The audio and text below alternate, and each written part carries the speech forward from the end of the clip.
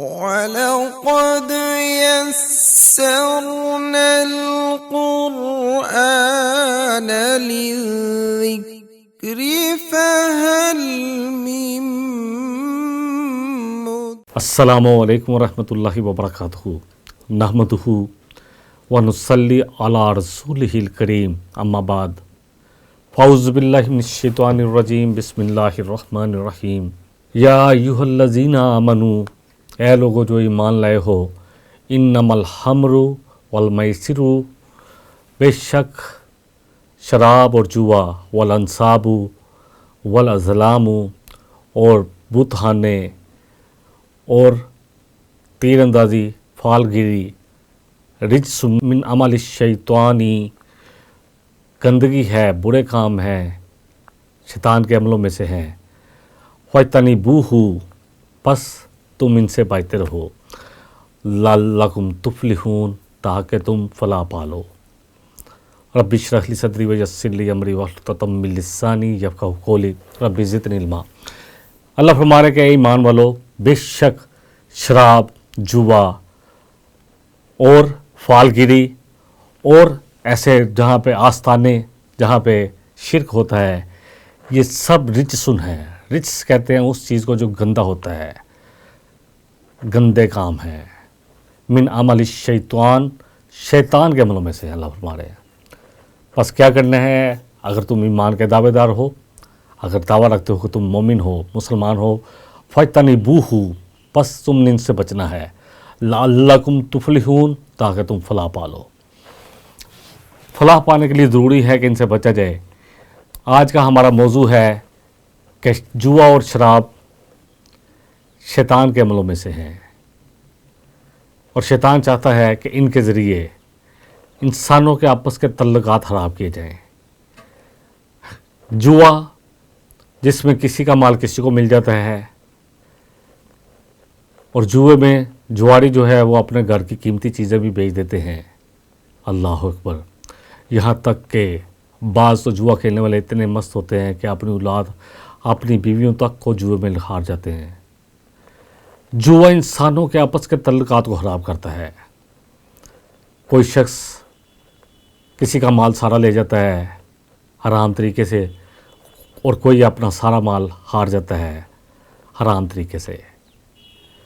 یہ عداوت اور دشمنی پیدا کرتا ہے، یہ بغض اور کینہ پیدا کرتا ہے۔ اور شراب جو کو ام الخبائث ہے، تمام برائیوں کی جڑ ہے، جسے کہا نبی صلی اللہ علیہ وسلم نے، اس کی وجہ سے بھی آپس میں عداوت پیدا ہوتی ہے۔ شرابی جب نشے میں ہوتا ہے تو اس کو پتہ نہیں ہوتا کہ وہ کیا کہہ رہا ہے، وہ جھوٹ سچ بکتا ہے۔ بہت سارے لوگ یہ سمجھتے ہیں کہ جی شراب پی کے انسان سچ بولتا ہے۔ یقین جانے اتنی واہیات باتیں کرتے ہیں انسان، کبھی محسوس کرے، اللہ نہ کرے کسی شرابی کے ساتھ آپ کا تھوڑا دیر بیٹھنا ہو تو آپ کو پتہ چلے گا کہ انسان تھوڑا رہ جاتا ہے اور جانور بن جاتا ہے، اس کو پتہ ہی نہیں ہوتا وہ کیا باتیں کر رہا ہے۔ جو آیت تلاوت کی گئی وہ سورہ المائدہ کی آیت نمبر 90 تھی۔ آیت نمبر 91 میں اللہ فرما رہے ہیں، انما یرید الشیطان، کہ چاہتا ہے شیطان، ان یوقع بینکم العداوۃ والبغضاء، کہ تمہارے درمیان دشمنی اور بغض، حسد پیدا کر دے، کینہ پیدا کر دے۔ کس وجہ سے؟ فی الخمر والمیسر، شراب اور جوئے کے ساتھ، یعنی تمہیں ان دو کاموں میں ملوث کرے اور تمہاری آپس میں تعلقات کو خراب کر دے۔ اور کیا چاہتا ہے؟ وَيَصُدَّ عَنْ ذِكْرِ اللَّهِ، تمہیں اللہ کی نصیحت سے، اللہ کے قرآن سے، اللہ کے ذکر سے دور کر دے۔ وَعَنِ الصَّلَاةِ، اور کس سے دور کرے؟ تمہیں نماز سے دور کر دے۔ وَهَلْ أَنْتُمْ مُنْتَهُونَ، تو کیا اب تم باز آتے ہو کہ نہیں آتے؟ اللہ اکبر! جوا کے متعلق پہلے تھوڑی سی بات کر لیتے ہیں۔ جوا جس میں کسی کا مال کسی کو چلا جاتا ہے، تو انسانوں کے تعلق آپس میں کیسے صحیح رہ سکتے ہیں، اور کسی مسلمان کے لیے یہ کیسے جائز ہو سکتا ہے؟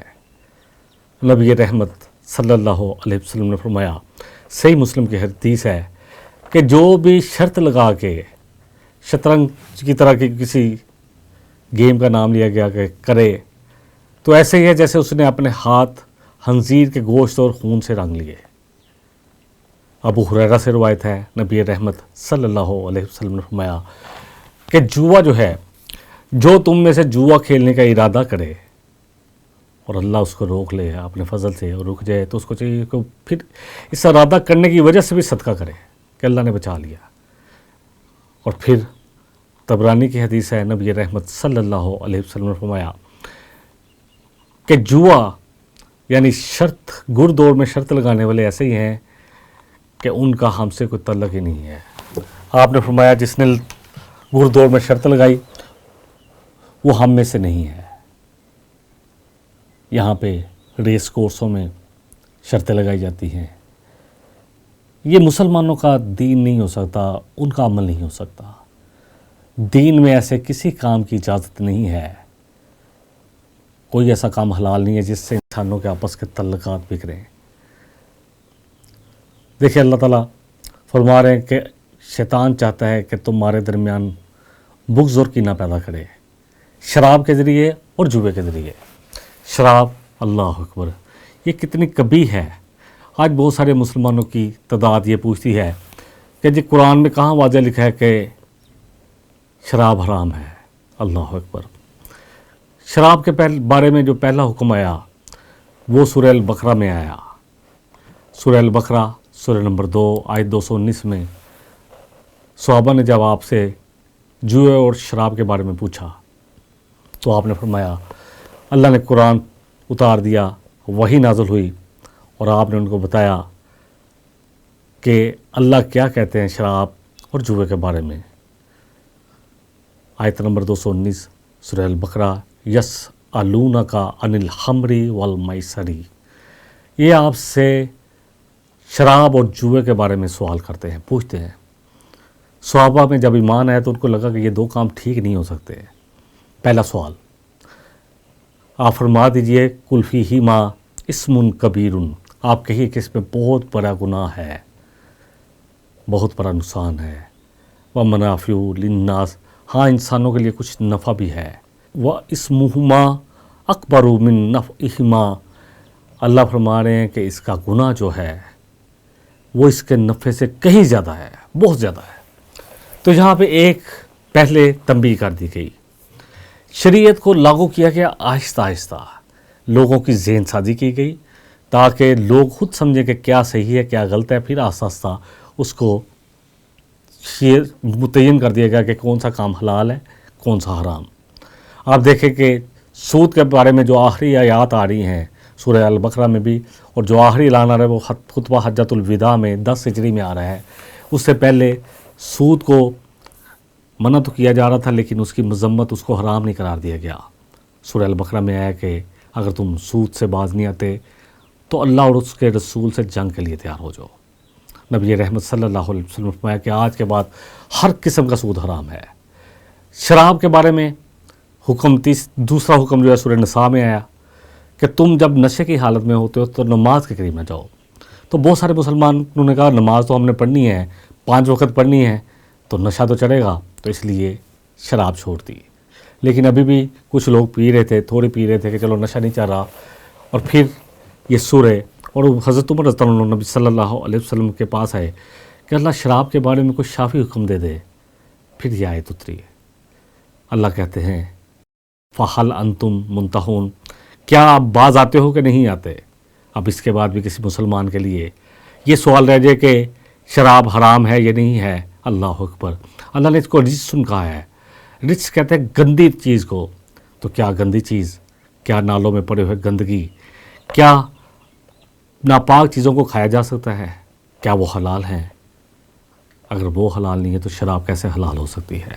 جب اللہ نے یہ آیت اتاری سورہ المائدہ کی آیت نمبر 91، فَحَلْ أَنْتُمْ مُنْتَهُونَ، کیا باز آتے ہو کہ نہیں آتے؟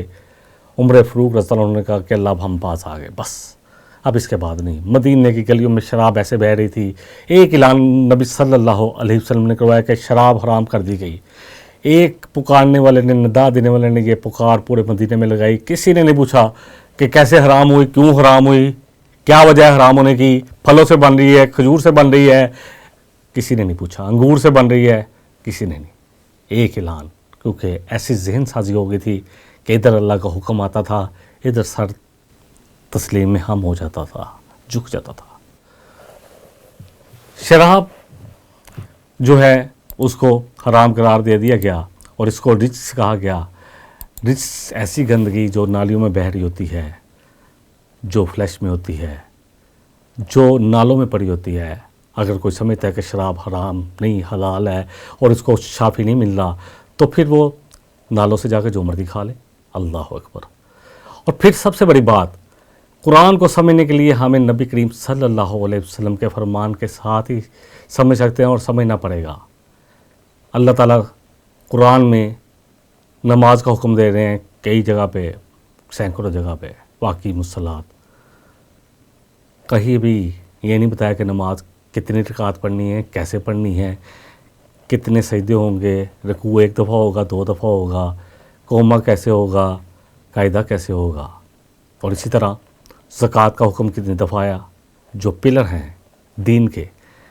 زکوٰۃ کتنے % دینی ہے، قرآن میں کہاں لکھا ہے؟ لیں۔ اللہ اکبر۔ صاحب قرآن کی ذمہ داری تھی، کیونکہ ان پر یہ قرآن نازل کیا گیا تاکہ وہ لوگوں پر کھول کر بیان کر دیں کہ اللہ نے کیا نازل کیا ہے، واضح کر دیں۔ شراب اللہ نے کہا بعض آتے ہو کہ نہیں آتے، اس کے بعد شراب حرام ہے۔ اس کی کراہت کتنی ہے، اس کو کتنی بڑی برائی کہا گیا ہے، اس کو ہم نبی کریم صلی اللہ علیہ وسلم کے فرمان سے سمجھ لیتے ہیں۔ جامع ترمذی کی صحیح حدیث کا نمبر 1295، آپ صلی اللہ علیہ وسلم نے فرمایا، لعن رسول اللہ کے رسول کی طرف سے لعنت ہے، فی الخمر عشرۃ، شراب کی وجہ سے 10 لوگوں پر، آسراہا، اس پر جو اس کو کشید کرتا ہے اور جو کشید کرواتا ہے، جو پیتا ہے اور جو ساقی بنتا ہے، پلواتا ہے، جو اٹھاتا ہے اور جو اس کو اٹھواتا ہے، جو خریدتا ہے، جو بیچتا ہے، جو نفع کھاتا ہے اور جو اس کو کیری کرتا ہے، 10 کے 10 لوگ برابر ہیں اس لعنت میں۔ تو اب وہ لوگ جو شراب کو سمجھتے ہیں کہ ان کے لیے کوئی حکم نہیں آیا قرآن میں، تو پھر نبی کریم صلی اللہ علیہ وسلم کی اللہ اکبر لعنت کے مستحق بن جائے۔ اللہ اکبر۔ جامع ترمذی کی حدیث ہے، نبی رحمت صلی اللہ علیہ وسلم نے فرمایا، حدیث کا نمبر 1861 ہے، کلو مسکرین حمر و کلو مسکرین حرام، ہر نشے والی چیز جو ہے ہر وہ چیز جو نشہ پیدا کرے وہ حرام ہے، اور ہر وہ شراب جس میں نشہ ہو، جس سے بھی چیز سے بنی ہو، وہ حرام ہے۔ ومن شرب الخمر فی الدنیا، جس نے دنیا میں شراب پی، وماتا، اور اسی حالت میں مر گیا، وہو یدمنھا لم یشربھا فی الآخرہ، تو وہ ایسا شخص ہے جس کو قیامت میں جو اللہ نے شراب طہور کا وعدہ کیا ہے نا، یسقون من رحیق مختوم، اللہ اکبر، ختامہ مسک، جس کی مہر ہوگی مشک کی، اللہ اکبر، ایسے آئینے جس کو اللہ نے سورہ مطففین میں بتایا ہے کہ کیسی ہوگی، پاک شراب، جو یہاں پی گا وہاں اس کو نصیب نہ ہوگی۔ سورہ اسی طرح کچھ اور حدیثوں پہ بھی دیکھ لیتے ہیں۔ جامع ترمذی کی حدیث ہے، حضرت عائشہ صدیقہ طاہرہ رضی اللہ عنہ پوچھا نبی صلی اللہ علیہ وسلم سے، سئلا عن البدع فقال کل شراب اسکر فہو حرام، نشے کے بارے میں پوچھا، فرمایا ہر قسم کا نشہ جو ہے نا وہ حرام ہے۔ اب یہ نشہ کسی بھی چیز سے حاصل ہوتا ہو، چاہے ہیرون ہو، گانجا ہو، چرس ہو، جو بھی ہے، یہ سب حرام کی ہی صورت میں آ جاتے ہیں، یہ سب حرام ہے، کیونکہ جان اللہ کی امانت ہے۔ بہت سارے لوگ جو ہے، ڈیفینیٹلی میں تو ایک اسٹوڈنٹ ہوں، وہ سگریٹ کو بھی اس لیے کہتے ہیں کہ حرام ہے کہ یہ انسان اپنی جان کے ساتھ ظلم کرتا ہے، اور اللہ نے یہ جان، یہ جسم امانت کے طور پہ دیا ہے مومن کو، تو وہ اگر خود اس کو تباہ و برباد کرتا ہے، جس طرح کہ خودکشی حرام ہے، اس لیے واللہ عالم، اللہ بہتر جانتے ہیں۔ جامع ترمذی کی ایک اور حدیث میں نبی رحمت صلی اللہ علیہ وسلم نے فرمایا، آپ نے فرمایا کہ جب اس امت میں حصف، مس اور قذف، زمین کا دسنا، زمین کا جو ہے وہ کئی جگہ سے دسنا اور قذف ہوگا، تو اس امت میں ایک وقت آئے گا جب یہ زمین اپنی جگہ پہ دسے گی اور زمین کی تباہی قیامت کی نشانیوں میں سے ہے۔ آج ہم دیکھ لیں کہ ہم کس چیز کا انتظار کر رہے ہیں۔ امت مسلمہ میں بھی یہ کام ہو رہے ہوں، ناچنے والیاں عام ہو جائیں، گانے والی عام ہو جائیں، گانے میوزک عام ہو جائے، اور شراب جو ہے وہ کثرت سے پی جائے، تو پھر ہم اللہ کے عذاب کو دعوت دے رہے ہیں۔ اللہ تعالی ہم سب کو معاف فرمائے۔ ایک اور حدیث صحیح بخاری کی حدیث کا نمبر 80 ہے، اِنَّ مِنْ اشراط الساعۃ، نبی رحمت صلی اللہ علیہ وسلم فرمایا کہ بے شک قیامت کی نشانیوں میں سے ہے کیا، ان یرفع العلم، کہ علم کو اٹھا لیا جائے گا۔ اللہ اکبر، یا عالم جو لوگ علم والے ہیں ان کو اٹھا لیا جائے گا۔ وَيَثْبُتُ الْجَهْلُ، اور جہل عام ہو جائیں گے، دین کا مسئلہ وہ لوگ بتائیں گے جن کو دین کا پتہ بھی نہ ہوگا۔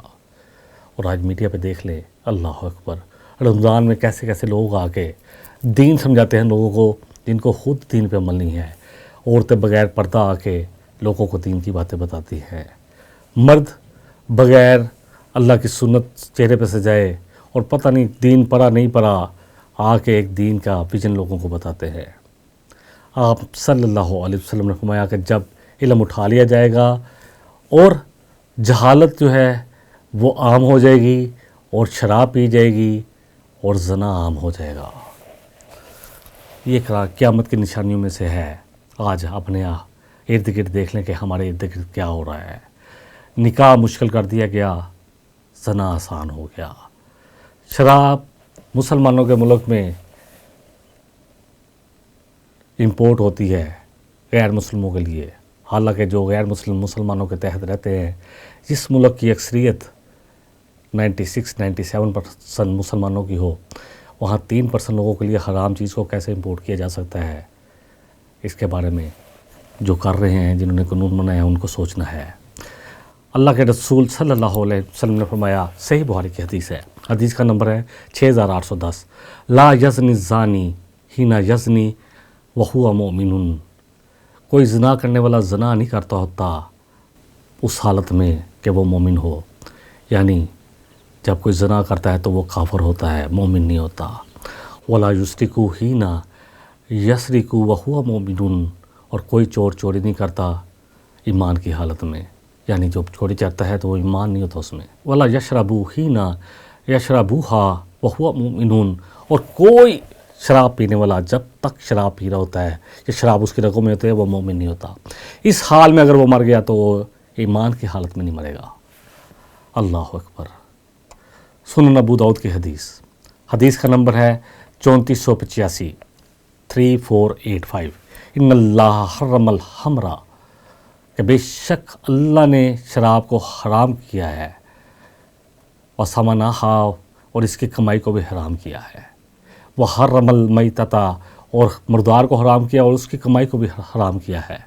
نبی رحمت صلی اللہ علیہ وسلم کہ اللہ نے شراب کو حرام کیا، اس کی کمائی کو حرام کیا، مردار کو حرام کیا اور اس کی کمائی کو بھی حرام کیا، وحرم الخنزیر وثمنہ، اور خنزیر کی کمائی اور خنزیر کو بھی حرام قرار دیا۔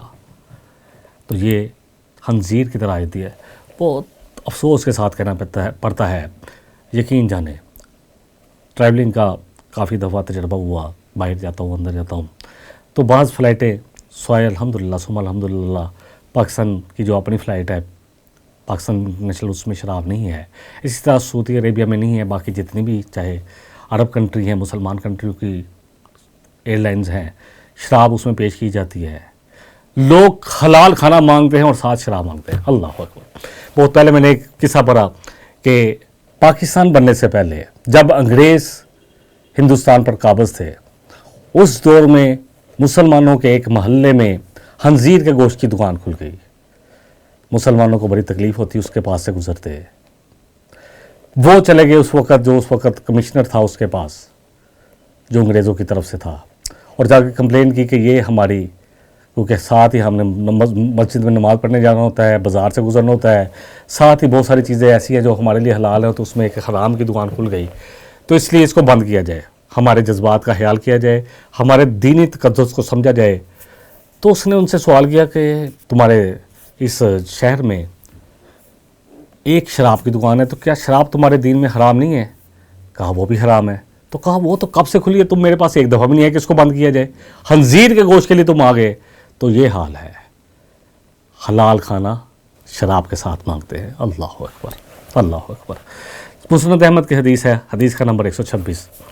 نبی رحمت صلی اللہ علیہ وسلم نے فرمایا من کان یؤمن باللہ والیوم الآخر، بس جو ایمان رکھتا ہے اللہ پر اور یوم آخرت پر، فلا یقعد علی مائدۃ یشرب علیہ الخمر، تو ایسے دسترخوان پر بھی نہ بیٹھے جس پر شراب پی یا پلائی جا رہی ہے۔ اللہ کرے ہم اس بات کو سمجھیں، ایسی جگہ پہ بھی نہ بیٹھے، ایسی دعوت کا انکار کر دیں کہ جہاں پہ اللہ کی حدود کو پامال کیا جا رہا ہے۔ سنن ابو داؤد کی حدیث ہے، حدیث کا نمبر 3680۔ نبی رحمت صلی اللہ علیہ وسلم نے فرمایا کہ کسی نے ایسے چھوٹے بچے کو شراب پلا دی جس کو حلال اور حرام کی تمیز نہیں ہے، تو اللہ پہ حق ہے کہ اسے طینۃ الخبال پلائے۔ اللہ اکبر۔ کسی صاحب نے پوچھا یہ طینۃ الخبال کیا ہے؟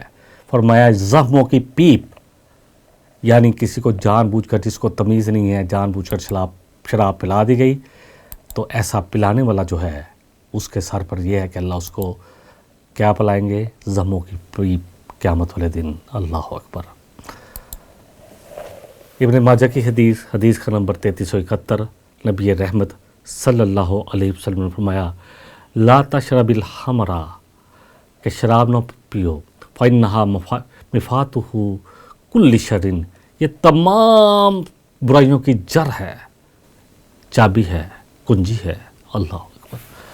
تو شراب اتنی گنونی چیز ہے، اور آج دنیا میں سب سے زیادہ مواد شراب کی وجہ سے ہوتی ہے۔ کیا آپ بلیو کریں گے، یقین کریں گے؟ پورے پڑھ لیں، لوگ شراب پی کے گاڑی چلاتے ہیں، کتنے ایکسیڈنٹ، شراب پی کے لوگ قتل کر دیتے ہیں، کتنے ایکسیڈنٹ، کتنی ام الخبائث کہا گیا اس کو، برائیوں کی ماں، جڑ۔ اللہ اکبر۔ دنیا میں کتنے ایکسیڈنٹ شراب کی وجہ سے ہوتے ہیں، کتنے قتل شراب کی وجہ سے ہوتے ہیں، کتنے زنا شراب کی وجہ سے ہوتے ہیں، اس کو آپ جا کے خود چیک کر لیں۔ آج کل تو میڈیا اور بہت کچھ آسان ہو گیا، فگر آپ کو مل جائیں گے۔ اللہ اکبر۔ پھر بھی لوگ باز نہیں آتے، کتنی سخت سزائیں رکھی گئی ہیں شراب پی کے گاڑی چلانے پر، حالانکہ اس کو ویسے حرام کر دے تو لوگوں کو سکون مل جائے۔ بہرحال اللہ تعالی ہم سب کو سمجھ دے۔ سنن نسائی کی ایک حدیث کا نمبر ہے 5668۔ نبی رحمت صلی اللہ علیہ وسلم نے فرمایا کہ جس نے شراب پی اور اس کو نشہ نہ ہوا تو ایسے شخص کی نماز قبول نہیں ہے، اور اگر وہ مر گیا اس حال میں تو وہ کفر کی حالت میں مرا۔ اور جس نے شراب پی اور اس کو نشہ ہو گیا تو اس کی 40 راتوں کی نماز، 40 دنوں کی نماز قبول نہیں ہے، اور اگر وہ اسی حال میں مرا تو وہ کفر کی حالت میں مرا۔ جامع ترمذی کی ایک اور حدیث کا نمبر ہے 1862۔